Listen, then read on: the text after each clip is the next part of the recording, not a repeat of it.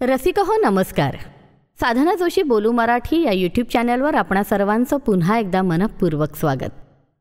नरेंद्र ते स्वामी विवेकानंद या समृद्ध जीवन प्रवासाची गोष्टीरूप मालिका आपण ऐकणार आहोत. 1890 मध्ये स्वामीजी हिमालयातून भ्रमण करीत असताना अल्मोऱ्याच्या अलीकडे घडलेली ही घटना.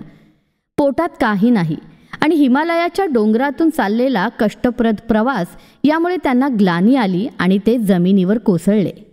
तेथे जवळच एक मुस्लिम फकीर राहत होता.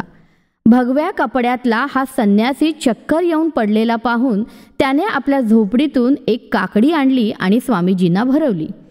पोटात काहीतरी गेल्यावर थोड्या वेळाने स्वामीजींना बरे वाटले आणि मग ते पुढे निघाले.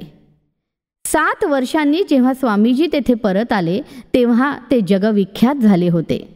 अल्मोऱ्याच्या लोकांनी त्यांच्या सत्काराची सभा आयोजित केली होती.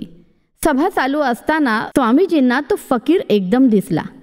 स्वामीजींनी त्याला पुढे बोलावून घेतले आणि सर्वांना सांगितले, हा माणूस त्या दिवशी नसता तर मी जिवंत राहिलो नसतो आणि माझ्या हातून हे सर्व कार्य काहीच झाले नसते. आज त्या ठिकाणाला ककडी घाट असेच नाव दिले गेले आहे. पुढे 1897 मध्ये अल्मोऱ्याला झालेल्या सत्कार सभेत स्वामीजींनी त्या फकीराला जसे ओळखले तसाच प्रसंग अलवारच्या स्टेशनवरही घडला. गावातील बडी माणसे आणि स्वामीजींचे चाहते स्टेशनवर मोठ्या संख्येने जमले होते.